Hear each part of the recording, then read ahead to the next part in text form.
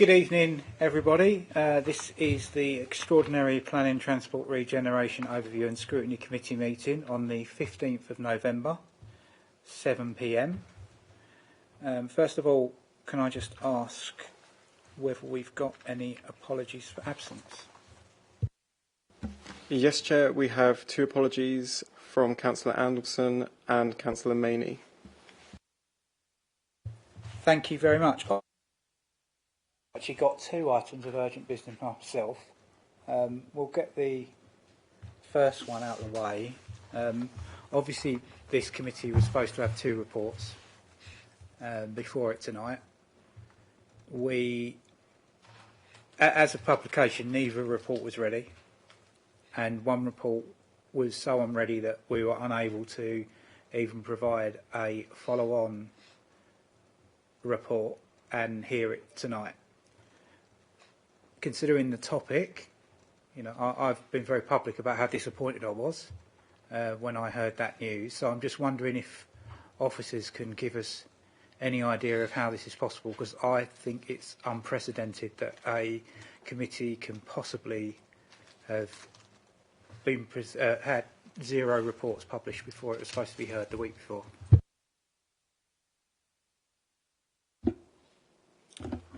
Thank you, Chair.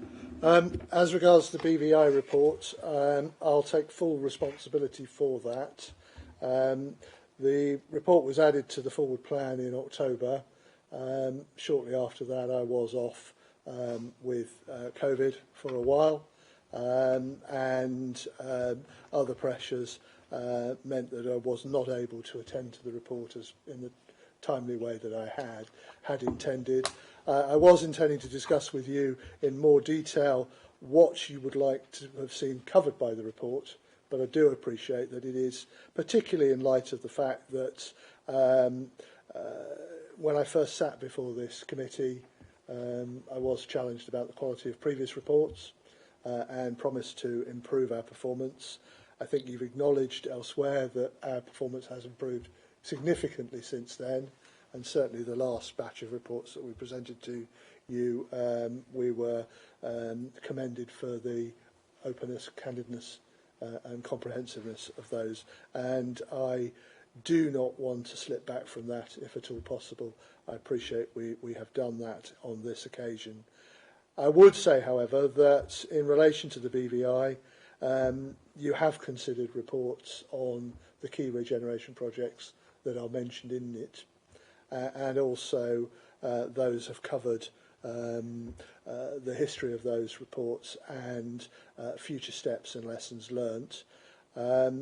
At Council last month, a report on the Improvement and Recovery Plan, or at least Enhanced Improvement and Recovery Plan, did cover many of the actions that the Council was going to take to address the shortcomings in the BVI report. So there have been discussions around a response to the BVI report. But that having been said, you have not got a report in front of you today. In the light of what I've just said, I would like to discuss with you more detail as to what you'd like to see in a report to avoid us repeating previous reports, but also looking into details where scrutiny can add value. So all I can do is apologise. As regards the other report which you do have with you and was circulated last week, Kevin is leaving the authority this week and has worked hard to get a number of issues put forward before you. But we've let you down on this particular report. But you do have a report before you, as you know, and I will give you my assurance that we will not be in a position where you don't have any reports available on the deadline going forwards. I appreciate your candour. One thing that does bother me, though, is that, having been a Cabinet member for 2 years, I know exactly how this process works. So there's a forward plan, and that goes before the senior leadership team, and all reports, as I understand it, are supposed to be signed off by commissioners anyway at the moment. So what I don't understand is how one officer being off sick can result in what occurred, because this should have been covered off by that process through SLT. So I don't know how it's actually possible for this to have occurred as it did. I mean, it's one thing to say there's no report, to give warning that there's a delay for a specific reason, but there wasn't a specific reason here other than the illness of one staff member. And I don't think that the scrutiny system and that the report producing processes can possibly be tight enough if this can occur. I mean, we're supposed to have capable and effective scrutiny. That is what's been promised. And I am very disappointed that there is there's no safeguard for one officer being off sick, and it can end up in this embarrassing situation. It's very disappointing. And I would like you to take that back to the senior leadership team and say that as chair I expect a lot better in the future. Thank you, Chair. I will double check, but I don't believe this was on the SLT forward plan. It was added to the forward plan for this meeting. And again, I will check this, but the forward plans that I've checked in October. So it's out with that process, but perhaps it should be within it, but I will check that. Not all reports go to commissioners, only those that have implications that are directly associated with the financial intervention. But again, we will review that, and I will report back to you on my findings as to how it has failed to appear on the forward plan and how we could avoid that happening again. Does any other member wish to speak on this particular item? Councillor Watson. Thank you, Chair. Can I just ask about the report that's in front of us? Are we missing part of the report? Because you are saying about Appendix 1 in this report, and there's no appendix. And the Appendix 1 is on the Tilbury programme, on the recent progress and future actions for the Tilbury programme, as set out in Appendix 1. Is there a project plan that we should be seeing? Yeah. Yes, Chair. Again, my apologies on this one is that there is an Appendix 1. It was sent through to the team. Unfortunately, it didn't get through in terms of actually it was a large large file. It was PDF'd and that was sent through. Fortunately, it didn't get to the committee clerks in time. What we have is that we have the presentation on screen today, and I'll with the Chair's permission, it goes through that presentation as part of the report. And spoke to Luke earlier today. We'll get that published and sent round to members following this meeting. But there was an oversight in terms of the report. It was produced. It just didn't get through the system, which is, again. Chair, if I may add, yes, the report and the appendix were submitted, admittedly late, but at the same time. So the presentation was a large folder, and we were advised later that it was not possible to publish. We then arranged for it to be converted to PDF and submitted, but it hasn't reached you. So apologies again for that. But as I say, it was provided, but not in a format that was able to be published on the website. Can I just say one thing? I think my biggest bugbear right now, as you know, Mark, me and you've had this conversation, is the report writing is getting there, but any appendices or anything else seems to be missing, and this is not the only occasion it's happened. Or they're printed where they should be on an A3 piece of paper, but actually on A4 double-sided that nobody can stick together. Can we just take it back to the monitoring officer under democratic services and say that when a report goes out, we want the report to see the report as it should be, not half-baked, because it's a bit disingenuous and puts the members on the back foot in to do their job which is, as you well know, we've held down in the BVI about good scrutinising if we haven't got the right information with it. Thank you. I can only agree with Councillor Watson. I mean, we're going to see a presentation. I'm sure it'll be fantastic. I'm sure it'll be very informative. But the idea that we can actually scrutinise that in a, again, effective and capable way, having it presented to live, is simply, it's not possible. So yeah, all round, a very, very poor show. I mean, I'll make no bones about it. I mean, I faced resistance even getting these emergency meetings, a lot of resistance, not from yourself, but from senior management, some of the senior management. I was told I couldn't have these emergency meetings. I had to really put my foot down to make them happen, and then this has happened. So yeah, not a happy chair, and I'm sure there's a few unhappy committee members as well. But we'll move on from that and just hope that we don't see anything like this again.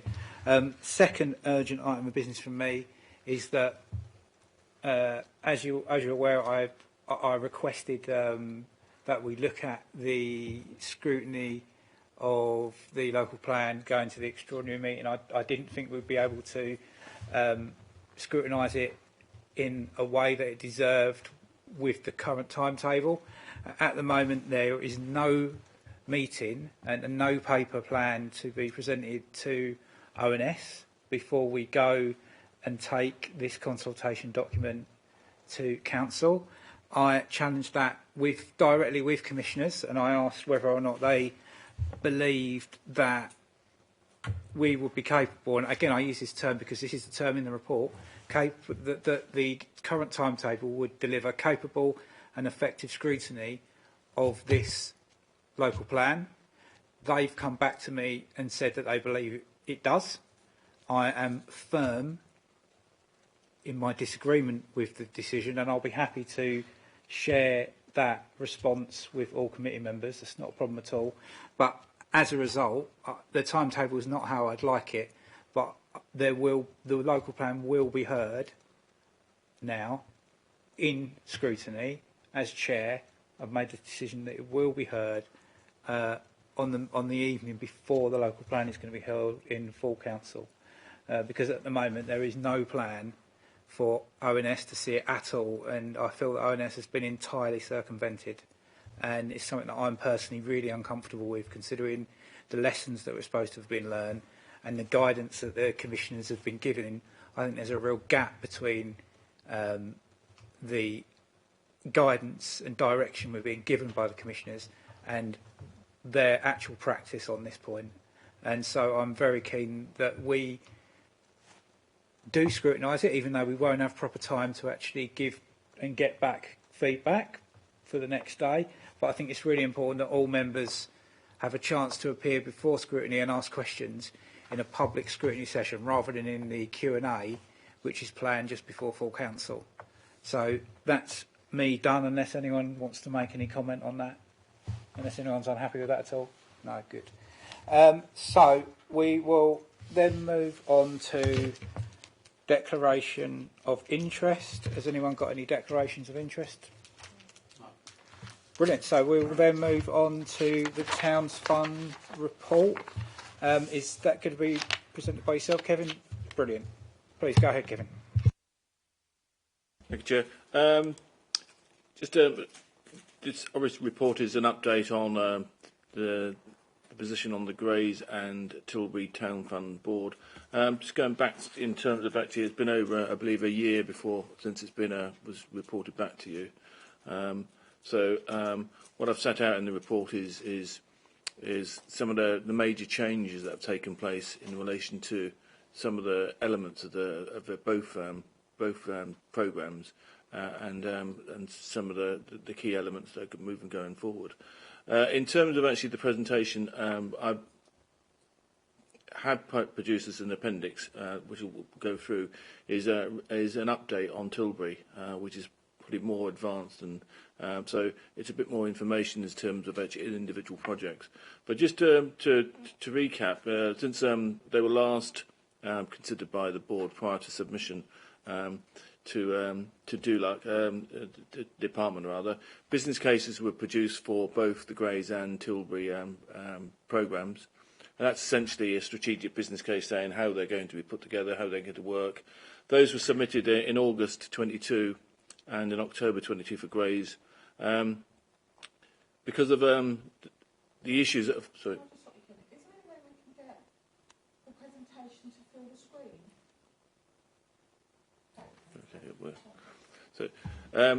So in terms of actually what happened with the council, we're going under special measures and the commissioners and section 114. There was a lot more scrutiny on those business cases and the internal monitoring and evaluation processes within the council. So we didn't actually get approval of the business case until March of 23. So there was quite a long delay, which was outside of our.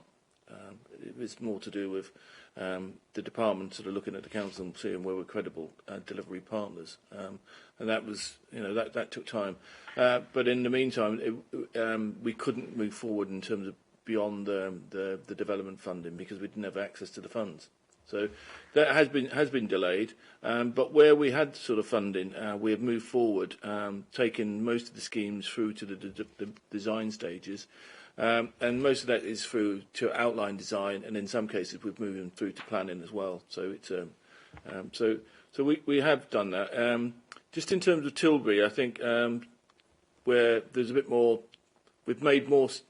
I call it steady progress. It's actually progress in terms of actually the myriad of projects that make up the scheme. What you have in front of you as an appendix was really an update that went to the Towns Board on the end of October, when I think it's a useful sort of programme. If we just go through that in terms of actually some of the key projects. Now, one of the key projects is actually is the youth zone, and what we've done there in terms of actions completed. Planning consent was actually approved for the youth zone on the Anchor Fields on the 28th of October, and that's subject to a Section 106 agreement. We've now actually started looking at the future implementation agreements, which would allow us to move forward in terms of actually allow leases and licences and to be developed and agreed, and they're being negotiated as we talk. We've got a business case on, and I think that one of the issues here at the moment is the council is the accountable body for the Towns Funds. Yet the Towns Funds Board perform a different role from the council. They're an independent, private sector-led entities, and they have an independent role from the council. The council, as the accountable body, has to take these projects forward now and look at them and make sure that they are credible, viable, and sustainable. And where they're dealing with council assets in the light of the conditions we're under, we've got to make sure that there's no risk to the council, no financial risk to the council, no reputational risk, no legal risks. So that part of that is the gateway process, and it's about challenging. And part of that is so the business case for the youth zone will go to the Strategic Property Board and the Thames Freeport for their comments. So we're doing the next slide. So in the next 3 months, what we're going to looking to do is agree the heads of terms for the lease and the implementation agreement and the operation agreements, agree to Section 106 and the fields in trust deed of variation. The Strategic Property Board, the business cases will be considered on the 20th, and that's basically looking and making sure that the finances are in place, stack up, and the business case is robust. So that's where we are at the moment. May I add a little bit of detail, Chair? Just to clear up, the council will remain the landowner. The proposal is to have a ground lease. So basically, the operator of the youth zone will lease the ground off us. They will, under a licence, build the building which they will own and operate and be fully responsible for the maintenance, funding, and any associated licensing or regulatory issues. So the council will not own the building until such time as the lease comes to an end, as with any long ground lease, the council will have the option at the end of the lease either to ask for the building to be demolished and cleared, or for the council to inherit the building if it believes it has a ongoing life or use for it, or potentially to renew the lease. But there is no intention for the council to own or have any responsibility for the maintenance of the building. And on-side operate, I think it's 11. 15 now. It's 15 now of these around the country, so they are experienced in doing that. But again, Strategic Property Board will challenge all of those assumptions before any recommendation goes to Cabinet to enter into this deal. And just on that point, in terms of actually the sequences of governance, in terms of actually the Strategic Property Board is the first access or first gateway.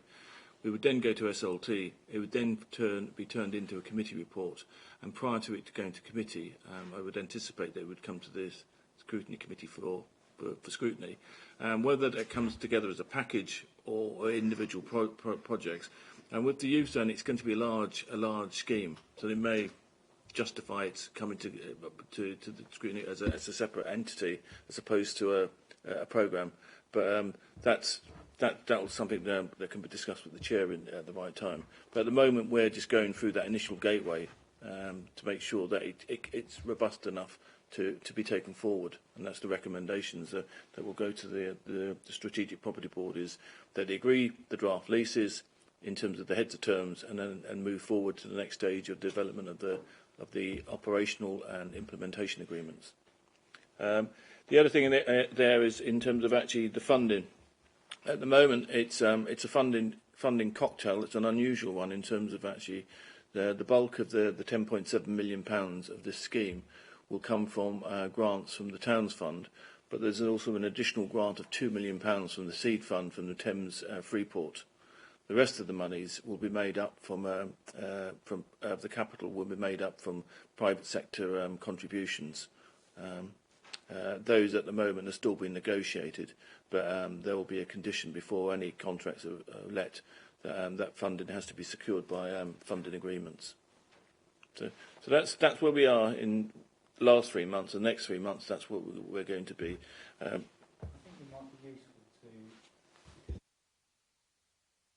think it might be useful because there's different segments to this Tilbury project to pause and ask some questions just about the youth zone. But I know Mark wanted to just chip in briefly. I just want to say that there is.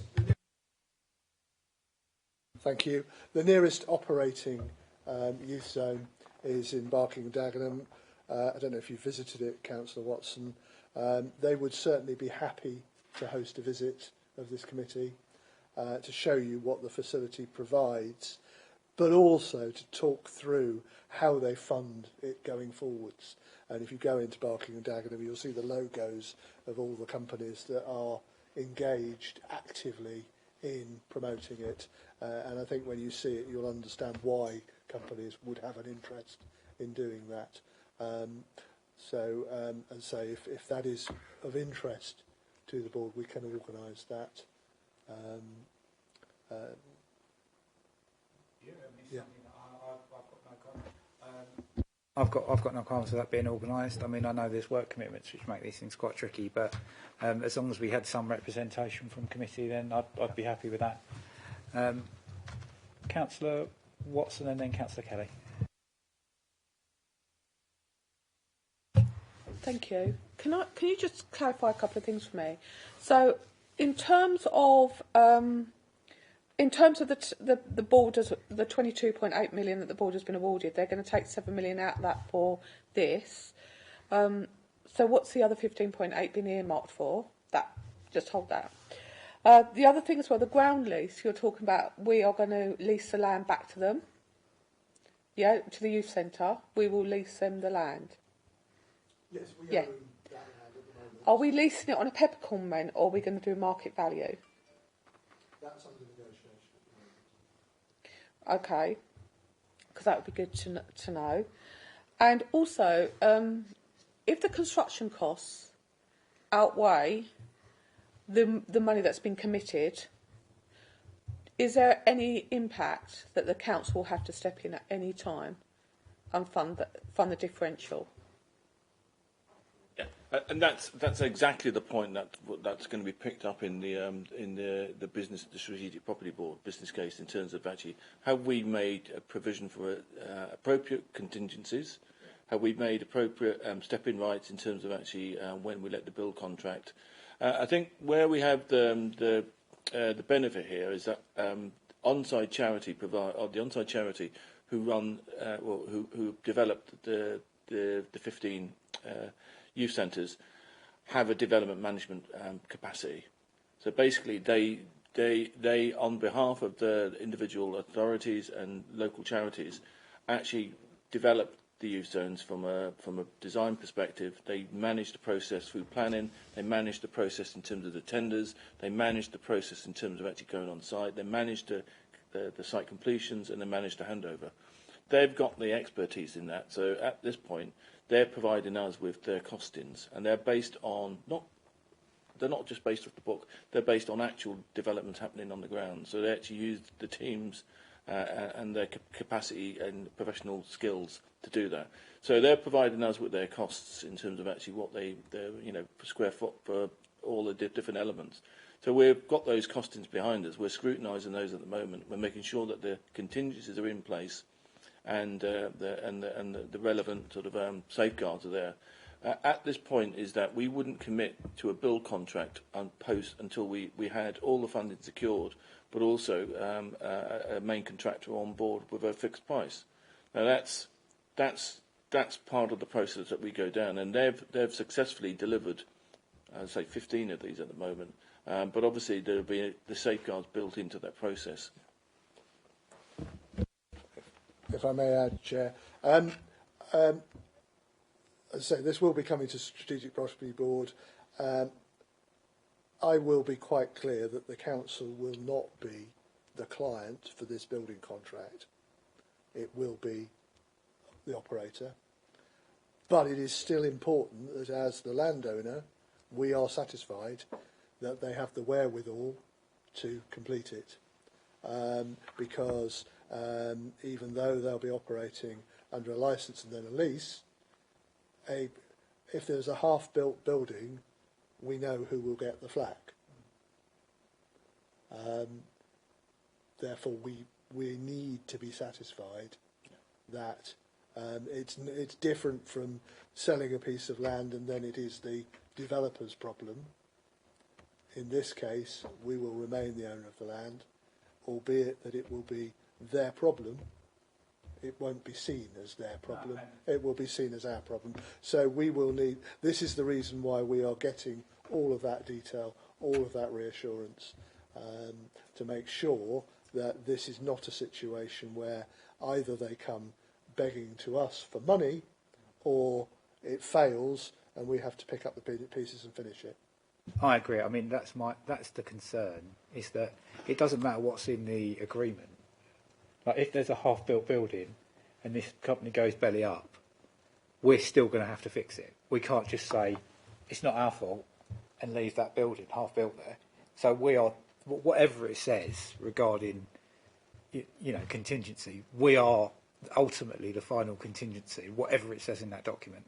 So I'm pleased that we are dealing with a partner that appears to have a good track record, because unfortunately, there have been other contracts that I've been involved in when I was in Cabinet, trying to find a better way forward, where we'd engaged people who didn't have a track record in what we'd hired them to do. So this is definitely, I mean, if they've delivered 15 and they're delivering them and they're building them all, I mean, the actual build shouldn't be that difficult, considering the sort of land that it is.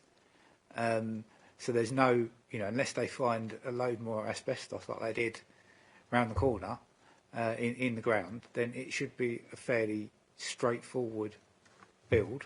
But I mean, I'm glad.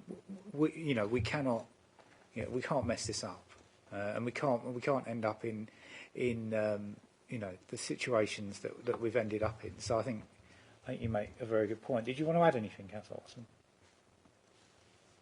Lee, did you want to add anything? Oh, sorry. No, thank you. I have got other questions, but I'll let Councillor Kelly come in.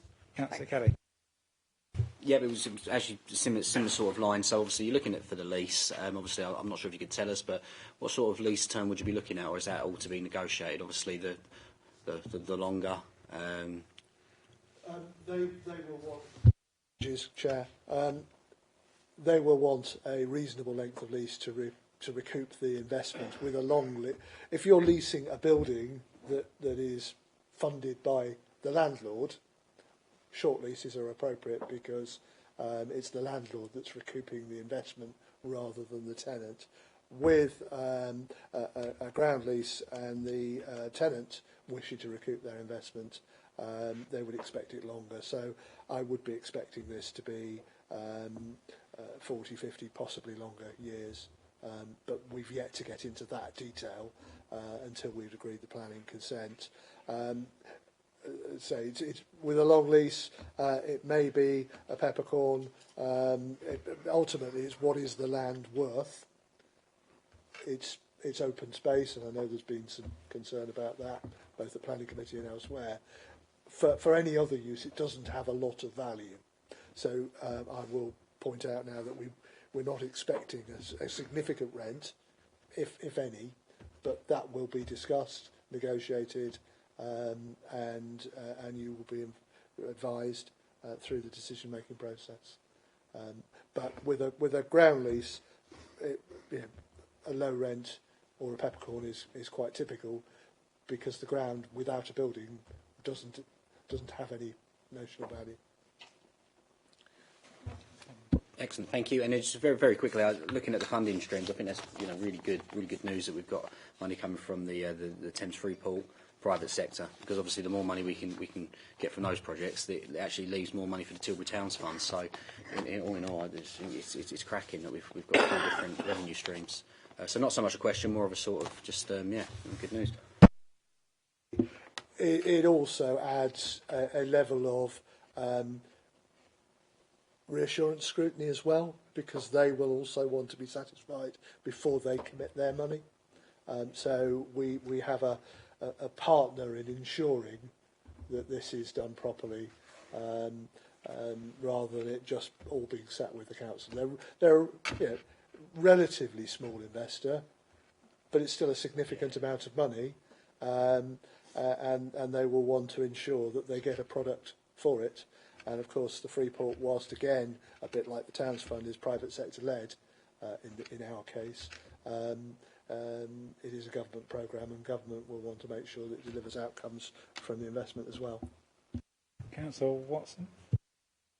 So, thank you, Mark. But one of the things you just said to Councillor Kelly about peppercorn or low rent is quite disappointing, because it just feels right now that where that building's going to go, a mugger's going to be taken out. So in the part of the planning part, it was the youth centre was quite happy to explore options where a new mugger could go, but we would have to pay for that, and we haven't got the money to pay for that. And now we're looking at a peppercorn rent and lease. And to be honest, if the building didn't go ahead, I'm pretty sure half of Tilbury would be very happy about that, because they don't want it there anyway. They wanted it somewhere else. So I'm a bit disappointed in what you just said about we are not going to really get much out of it. And believe you me, you know my view at the planning, and I still stick with that. However, and I will say this, again, Barking and Dagenham Youth Centre is phenomenal. The actual youth itself is brilliant. It does some amazing work in there. But it sits in a corner of a massive park, and you don't really see it until you're on top of it. This one is sitting deadpan in the middle of Tilbury, taking up half of a field. So that's the reason why I won't go against it. It's not about the youth centre itself. So my bit is to you is, what are you going to do about funding of the mugger? And I think we should be looking at a ground rent of some sort, and not just writing it off as a peppercorn, because we need an income. This council does, for the sake of our residents. Just to cover the point, obviously the issues around the lease are still to be negotiated, and obviously they're going to go to our strategic property board, and we'll take those comments back to them. In relation to the Mugger, the multi-use games facility, that will be relocated. That was discussed at the Towns Board. There is an allocation within the Towns Funds programme of £1 million for park improvements. As part of a master plan that was produced for the Tilbury framework or parks, there was the relocation of the Mugger was shown actually on Daisy Fields. So what we're looking to do is actually work with the parks team in terms of actually the reprovision of that in the appropriate location.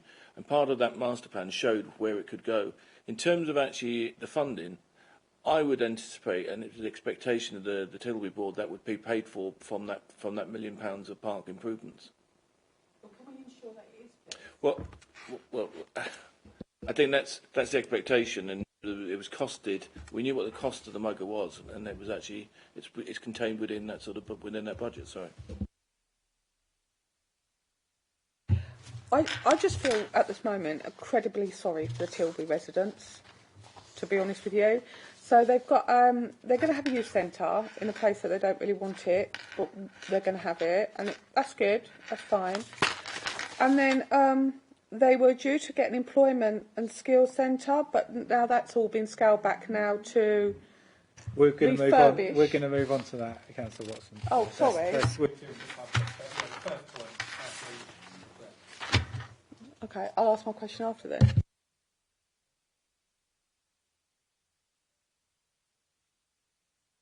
Thank you. Can I just ask, with the youth centre, obviously it said of Embarking and Dagenham as well, have they got the same setup in other local authorities where they lease the land back? They vary. In some cases, the local authority has part funded and is a partner, and in which case there is a different arrangement. Here, this is different. Our expectation has always been that this would be totally funded by the programme rather than by the council, and therefore there's a different arrangement. And clearly what we don't want to do is have a situation where we have responsibility for a building that we don't run and we don't want to run at the moment, you know, in the current circumstances, as part of our move to being more of an enabling council. This is aligned with that. So there are different arrangements in different authorities depending on how active the council is. In some councils, the council part funds the day-to-day operation, and I think it's fair to say, and it's been mentioned to me, that when this was originally mooted, the council was asked whether there was any revenue funding to support it, and we were clear that there wasn't, and therefore they've gone with a model that they've used elsewhere. Like any operator, they'll ask everybody for money, but their track record shows that they are very skilled at engaging with local large businesses who recognise the value of some of the programmes that they run. In many cases, and if you do go to visit, I'm sure they'll try and find an opportunity to introduce you to some of their success stories with kids that have arrived with serious challenges and are now mentors to other kids, and are frankly employable when they wouldn't have been before. So there are different models depending on the local authority input, but the model we are progressing is based on the least risk to the council. And if I may just quickly respond to Councillor Watson, as part of the negotiation, we will be looking at ensuring that the council gets best consideration in accordance with Section 123 of the Local Government Act. That does allow for some discussion around social and economic value, We will not roll over, but I want to make the expectation that the value of the land is what we're looking at, not the value of the building, was my point. We will not be renting a building and therefore expecting a rent from the building. We're happy to move on to the next stage of Tilbury. Sorry, Chair, just one other point. In terms of actually just to give reassurance to the committee, the 14 operational youth zones, because one has just been built and it's just finalised, the 14 operational youth zones have been in operation for well over, in some cases, well over 15 years. None of them have actually failed, and that's just a factor of longevity. If a centre is not going to be viable, onside the national charity will walk away, and they have done that in other locations. I think the most recent would be in Basildon, where the conditions weren't right for it to be sustainable. In terms of Tilbury or the Thurrock Youth Zone, they sincerely see this as being sustainable, and they see all the factors and all the conditions have been met for that to happen. So I think that's just to offer some reassurance. But again, the council will be testing it through the various gateways to make sure that it's viable.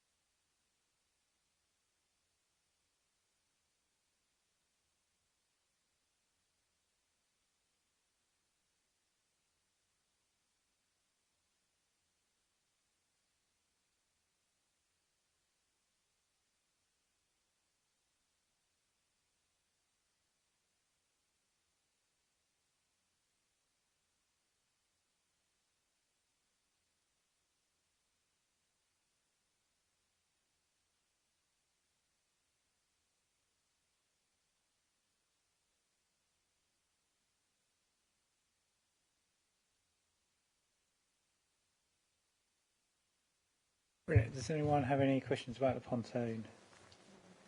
No, I think it's a work in progress, obviously, and it'll be interesting to see when I think the next update that we get will be when we'll see whether there's any meat on the bones. Councillor Kelly.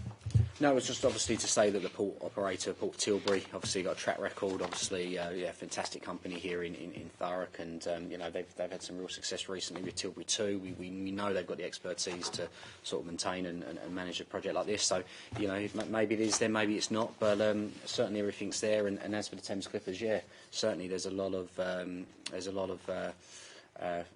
will for those to come down to Thurrock, and I know they get booked out very quickly.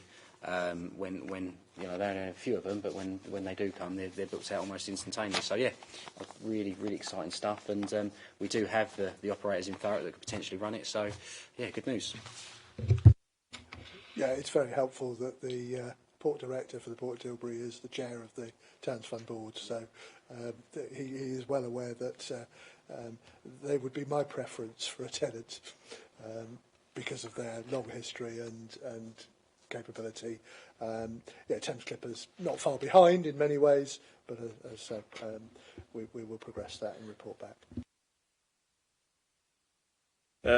Just in terms of actually numbers, because we'll bring back a detailed financial breakdown next time. In terms of numbers, it's around £5.6 million for that's been allocated at the 22.8 to the pontoon. Just quickly then, do we have any other private investors for that, or Freeport funding, or is it solely really just out of the... It's out of the Towns Fund. And there's no sort of avenues we can explore for private? Certainly if we build a pontoon, there's going to be a customer base there, or not really an option. I think that's part of what we're looking at in terms of the procurement route and subsequent leases. Who will the lease lie with, and what the commercial entity around that would be. But then those discussions have to take place with the marine operators first, and that's a work in progress.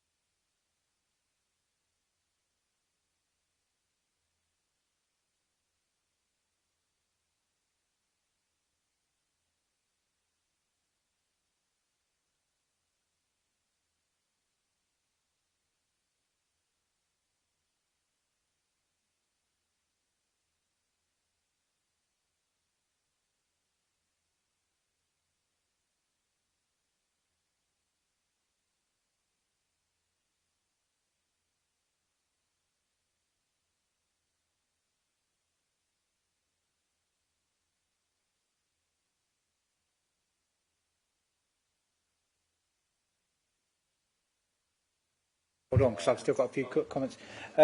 So in terms of the connectivity, I lived in Tilbury for 2 years, couple of years, until about 3 or 4 years ago.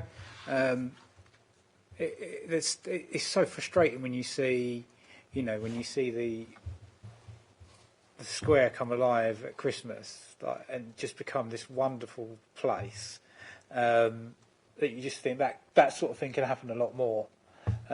When you look at, and there's one thing that I've not heard, where are English heritage in this project? Because I mean they manage the Fort, and the Declaration of Interest. I'm an English Heritage member, but I doubt that matters because they're not involved, are they? That whole area is just a waste. Like you've got a world-class historical asset there, and it's just it's never ever the most of it is never being made. And if we can link all these projects up, you've got a huge amount of coastline. I used to do Fort quite a lot. I'm a big walker. It is some of the ugliest coastline you can imagine. That's why I like the idea of this connectivity. I like this Tilbury Towns Fund project, but it's just can you do something with English heritage? Can you do something with the landowners across the coast and bring this in and connect it all? Because these are great little individual projects, but if you can connect all those bits together, you could end up with something really magical in Tilbury. I know we're really early stages here, and we are really early stages, and we're not at the risk stage yet, because it's okay putting stuff on paper and doing a planning, an early planning application, but it's only when you get into the build bit and it's only when you get halfway through the build actually that things get really hairy and we start to find out how solid these cases are. But this is a really exciting project. I must say, I think that the board have done a good job here. I think we've got a number of projects moving forward, and I think the bang for the buck here, if it gets realised, and again it's a big if because we're at early stages, the bang for buck that for these projects is pretty impressive and could be pretty transformative if they're delivered properly. But I mean, from my perspective, where are English heritage? That's a good question, and it's one that we have put to English Heritage in terms of actually their active participation in the project, and they were part of the original bid submission. I think what wasn't very clear from that connectivity project, it did actually switch. It does go all the way down to the fort, but as you appreciate, with the fort walk on the main sort of sea wall, there's not a lot you can do to the sea wall because it's a structure that, and you start touching it, then the Environment Agency. But we are in discussion with them about how we can actually improve that. I think the disappointing element of this is that when we have engaged with English Heritage, a lot of the time they want to see money invested in the internal elements of the fort. And remember, the fort is only opened May, October, and a lot of it was about refurbishing the shop. And I think the Tilbury Towns Board decided that refurbishment of their shop is not necessarily a priority for the Towns Board, but an enhancement of other features. So that dialogue is still going on, but I think it's a question of actually it needs to be more meaningful in terms of actually what the priority that English Heritage place on Tilbury Fort as opposed to other properties in their portfolio.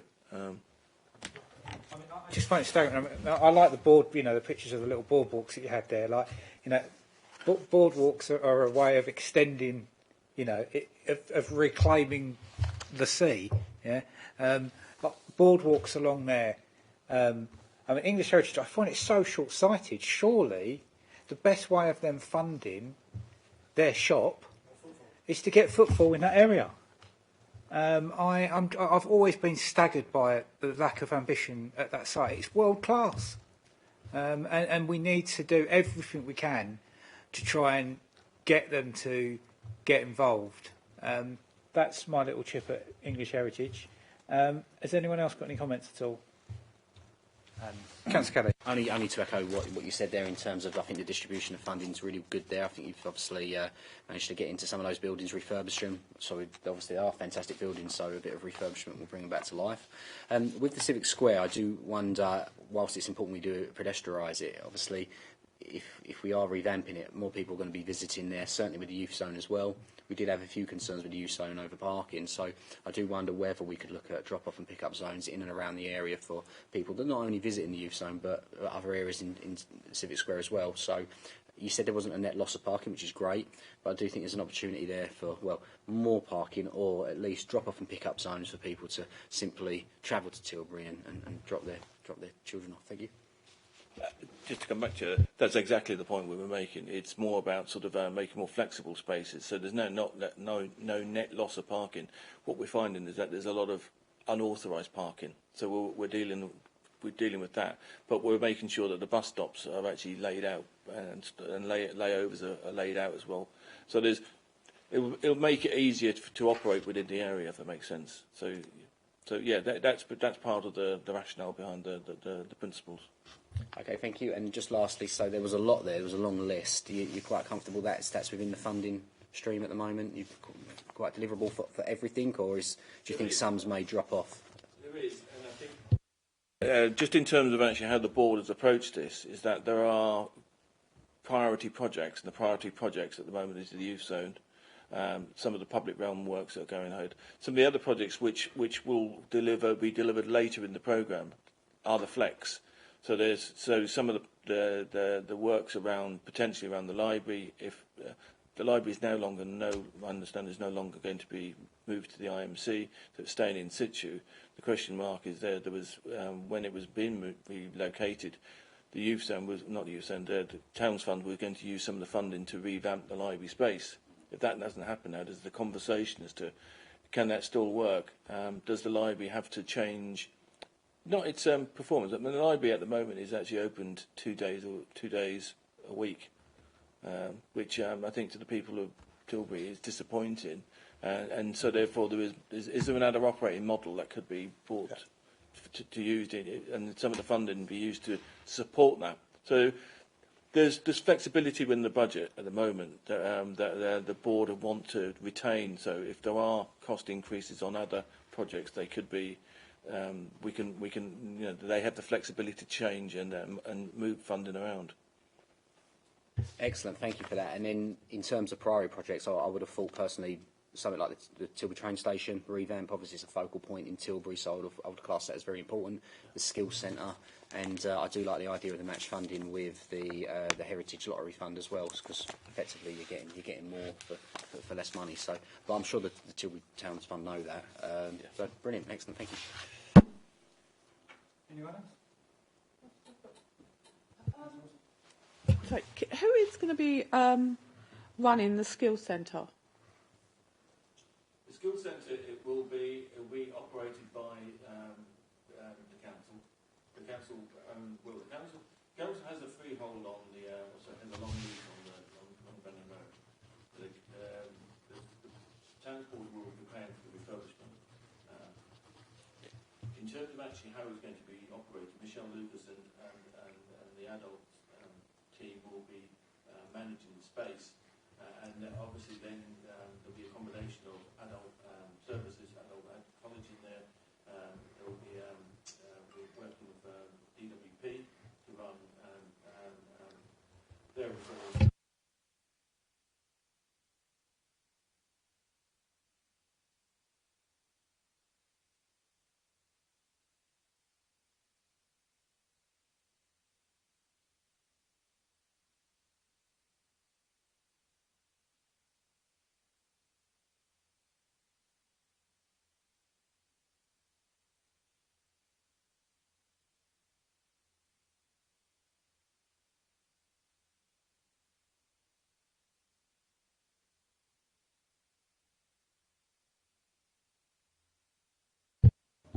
Yeah, if I might just quickly add, Michelle's assured me there is some funding that's ring-fenced for skills.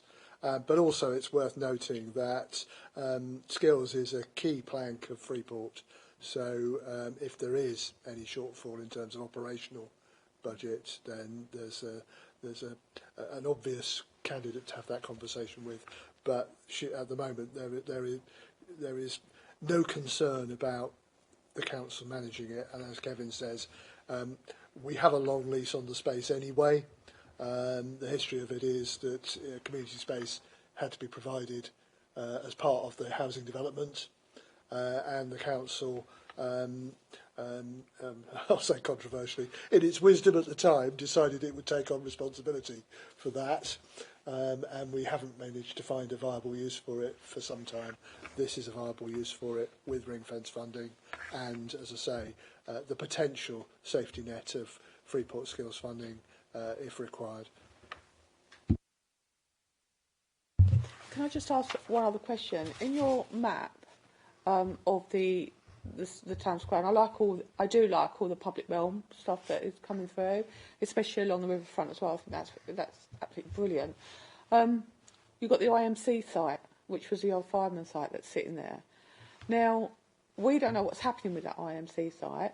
Has the Tilbury board got any sort of ideas, if that didn't come forward, would they utilise it in any shape or form?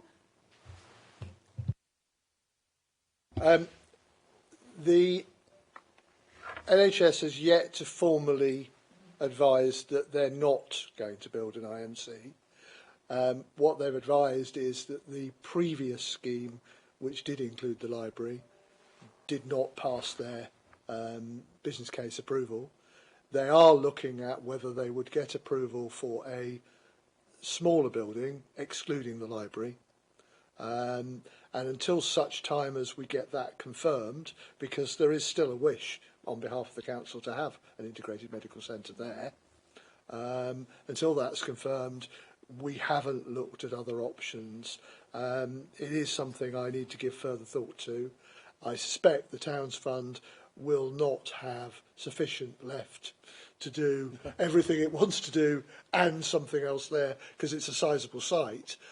But with the other investments around it, I'm sure that there would be other interest in that site, and we need to start thinking about what that might be, whether it is a mix of residential and community or whatever. But it's a valid point that we do now need to start thinking about what if there isn't an IMC, what would we bring along there as part of a next phase? Right, shall we move on to Grays? Yes. Again, conscious of time. Just in terms of actually Grays, Grays has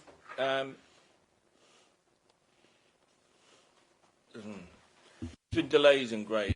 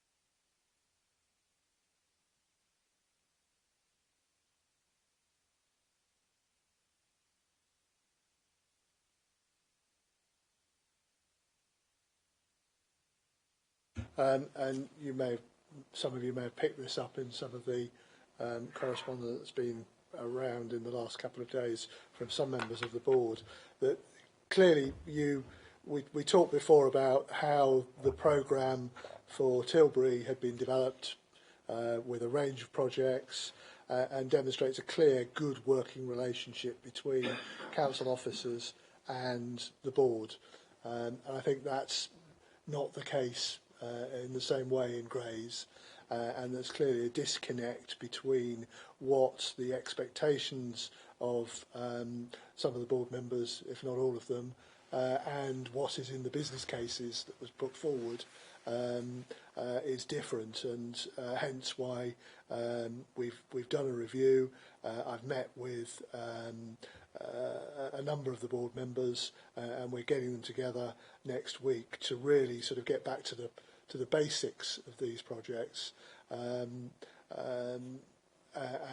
bring them back to deliverable, sustainable projects, to sort of emphasise in terms of the Lightship Cafe. The proposal started as an idea to refurbish it, an idea to create some sort of deck level to allow views across the wall and down the river, which has real potential there, to a proposal that ended up being a complete demolition, a rebuild at significant cost of a building that's 60 or 70% bigger than the current building. And when you look at the fact that the current operator is a community interest company that pays £1 a year to manage what's there, is it really sustainable to expect either that organisation or another, particularly in a location which we would like to see more people visit, but it will be a challenge going forwards for anything to be viable. So the conversations with the members of the board that I've had suggest that actually if we were to go back to a more basic proposal, that would be supported by the board and is much more likely to be supported by the property board and the commissioners as having a clear business case and clarity around who's going to deliver it and how and who's going to run it. And that's the big difference between Grays projects and Tilbury projects. With Tilbury projects, is much clearer about how you're going to do it, how it's going to be funded, and who's going to run it. And for ongoing sustainability, making sure there is a credible organisation to run these is key. Because we've talked about this in other forums about making sure that when we hand assets to the community, they have the wherewithal and the support in some cases to do that. And that wasn't clear here, to move, as I say, from a relatively simple building with a community-focused operator not having to pay a lot of rent to several £1 million on a shiny restaurant wasn't appropriate. And as I say, it does appear that what has happened is that there has become a disconnect at some point between the core objectives of the board and how the projects have been developed, and we'll talk that through. Equally, in terms of the Riverfront Activity Centre, a simple scout hut, for want of a better description, to meet the needs of the sea cadets, whose basic requirements will be some space in which to work when they're on shore and they can't work outside, some storage for equipment and some loos, has turned into something that perhaps could be rented out for weddings. There's 3 offices proposed in there with no clarity about who would occupy those offices. Loos on the ground floor and the first floor. A large amount of space in terms of a canopy. So we're at a point now where we will sit down with the board next week. We will look at how we bring these projects back to basics, recast those budgets, and come back to you with the outcomes. Good, because I've had conversations with some of the board members about exactly the same points that you raised. I'm glad you've raised them, and I'm glad. You phrased what's happened in similar terms to what they have.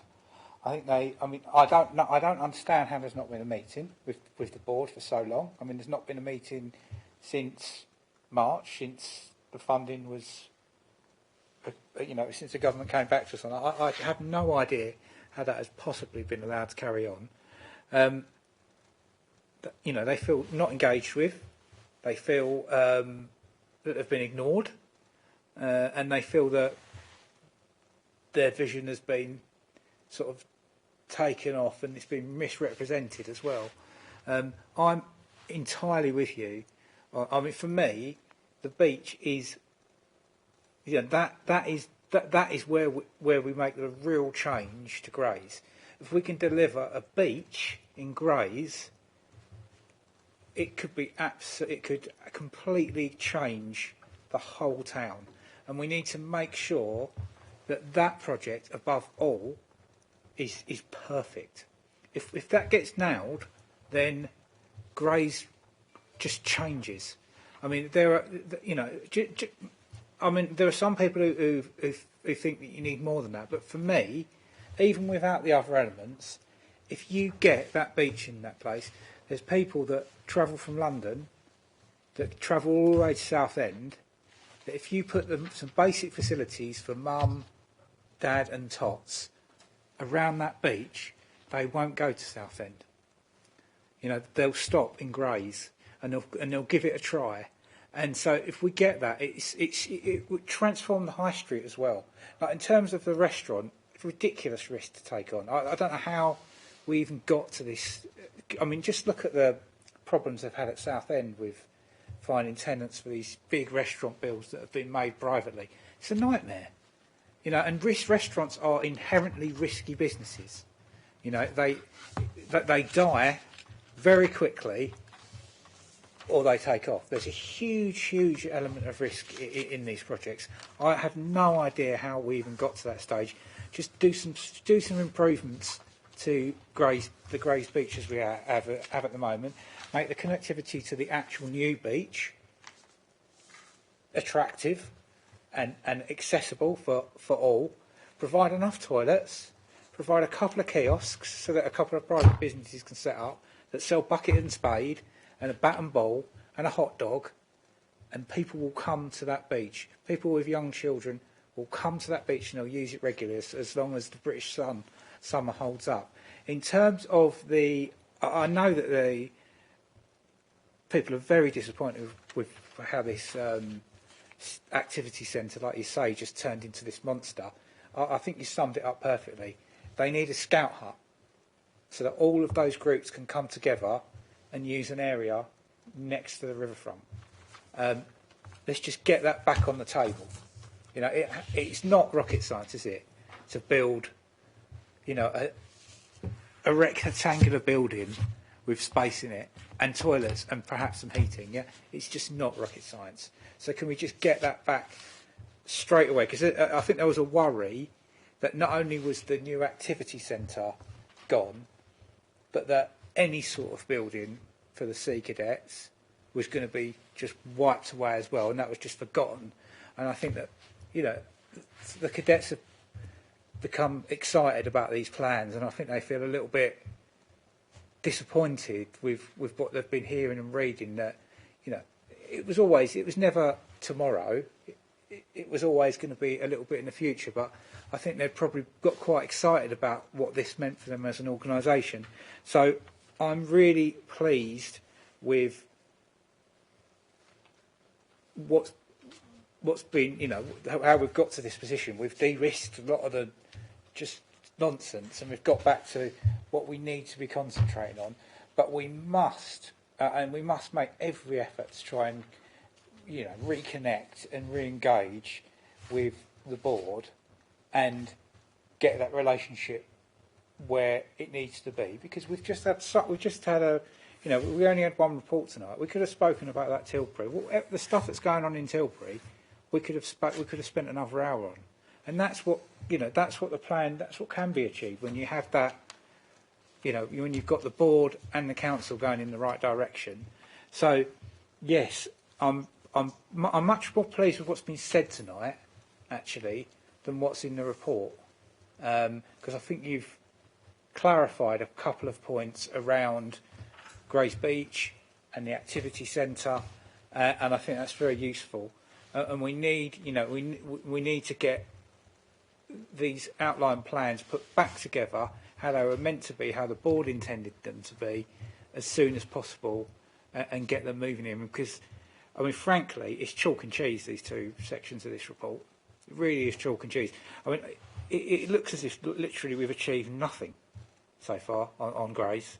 And we've done so much in Tilbury, but it almost looks as though we've gone backward on Grace. Yeah. And that's how it feels. And that's how the board feel.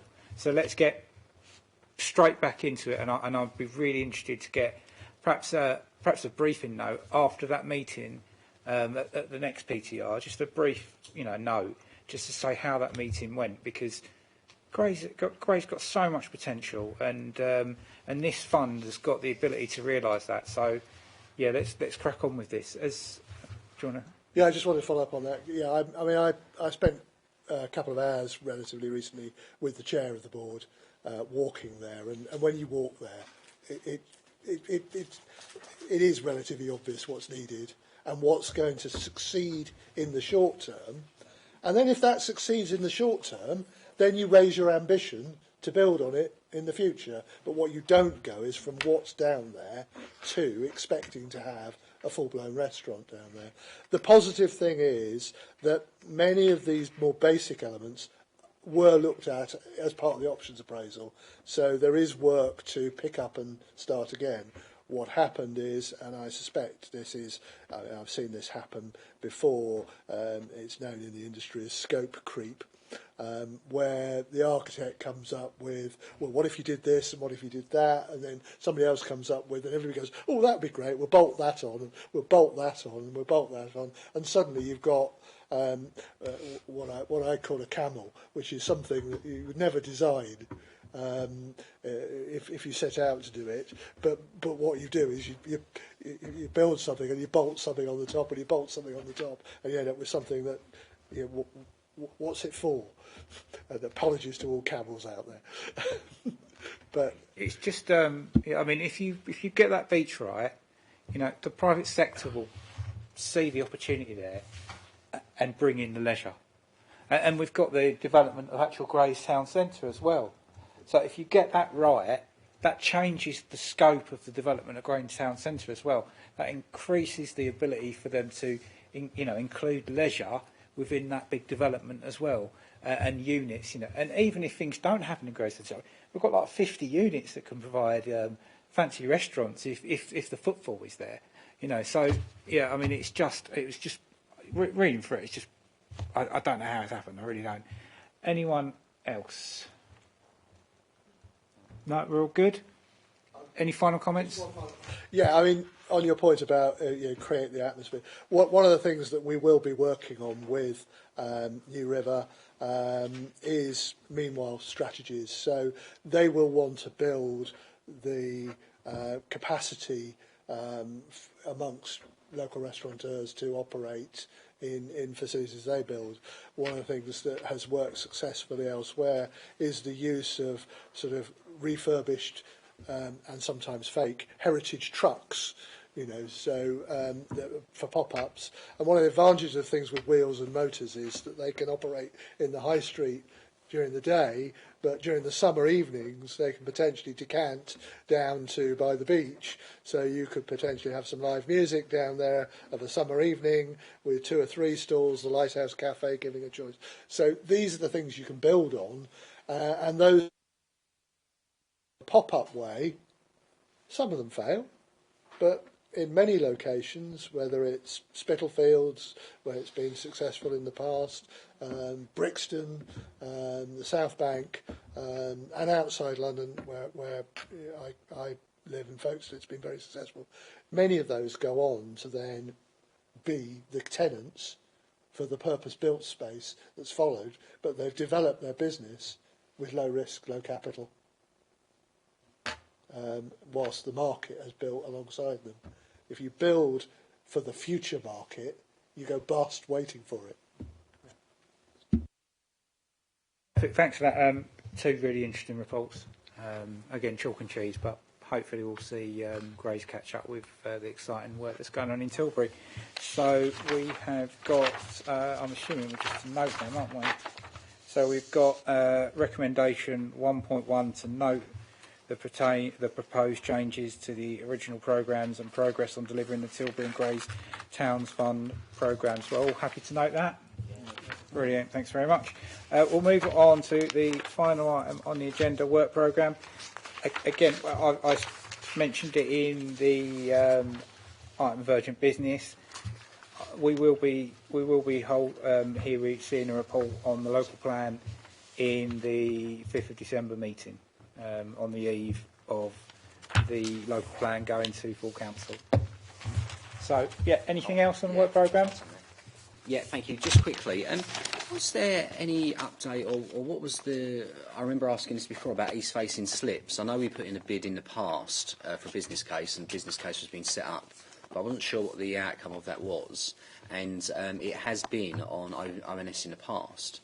The reason I'm raising it is because a couple of major events have happened in the last sort of 6 weeks that I think changed the picture. I think the first is the cancellation of HS2. And one of the reasons that HS2 was cancelled, or one of the government's reasoning for doing it, was to provide major infrastructure projects, road projects, transport projects across the UK. It wasn't just the north, it was the south as well.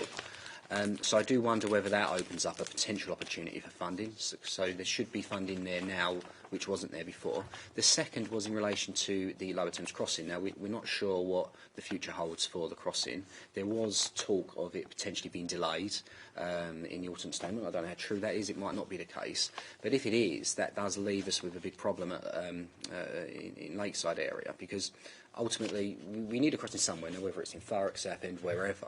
What we can't do is just ignore the fact that the residents of Chafford, Lakeside, Purfleet, Grays become prisoners of their own homes. So it's really just to see if there was a business case and there wasn't much substance behind it, whether we could revamp that with the seismic events of cancelling the funding for HS2 and the potential of a delay of the Lower Thames crossing. And that's relevant, the Lower Thames crossing, because their argument was it was going to take traffic away from Dartford, and if it's going to be delayed, then we can only assume it's going to get worse. And lastly, we've got a major infrastructure project coming up in the Lakeside Basin. I understand it may be on planning in November. It could be delayed, but that is a major infrastructure project, and I think one of the concerns we have on planning is that we keep approving these projects with bad infrastructure in the Lakeside Basin. So really it was just a case of, can we potentially get that back to ONS, or can we look at another business case? Thank you. Sorry that was long there. I think that's a really good contribution, Tom, and I'm sure that there's no disagreement at all on the committee about the importance of that being added to the work programme, so thanks very much for that. Have you got anything to add there, Mark? I have been involved in east-facing slips, and we did secure some money from National Highways to do a first stage feasibility. There is some discussion that perhaps the announcement around HS2 implied that the match funding that would be required by councils to bring some of these schemes forward may not carry forwards, but we've not had that confirmed. But what we have done recently is bring together highways and transport as part of the new structure. That now sits under Julie Elder as the Assistant Director, and currently under Claire Demmel as the Director, so it's moved out of my directorate. But I will discuss that with both Julie and Claire and advise that you would like an update report to come forward on what the outcomes are from that initial feasibility work, if they have them yet, and what the next steps are and opportunities may be. So I will convey that to them. Obviously, the next meeting is the 5th of December. They may or may not be able to get something in time for that. We may have a busy agenda anyway on the local plan, but I will get them a view. I'll speak to them, and we'll come back via Luke and the chair to confirm when it can come on the agenda. But if not December, then certainly the following one. Yeah, sorry, Luke. I'm not too worried if it doesn't come back in December. Actually, it will probably give us a bit more time to see what's in the autumn statement and clarify some of that, the comments around HS2 cancellation and extra funding projects. But yeah, it is important because we've also got the old Arena Essex site. I know they've got problems with Highways England at the moment. They're having trouble, I think, justifying the scale of that development, and east-facing slips are probably one of the things. I'm not sure, but.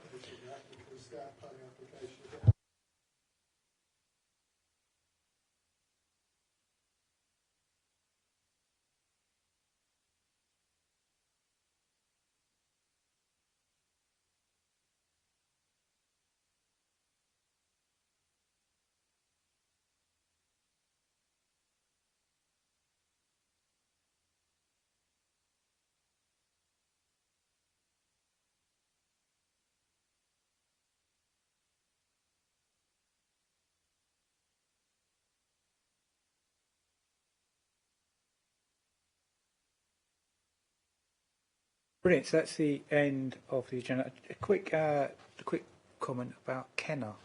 Congratulations to Kenner, and thanks for all of her great work on this committee.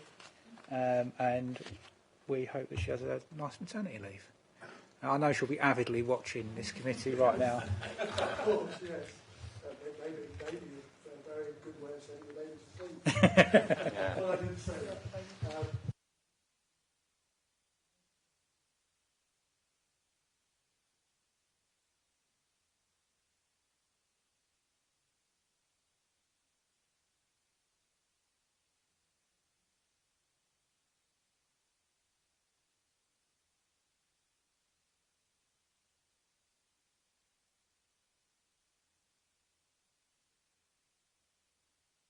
Thank you very much, Kevin. Thank you.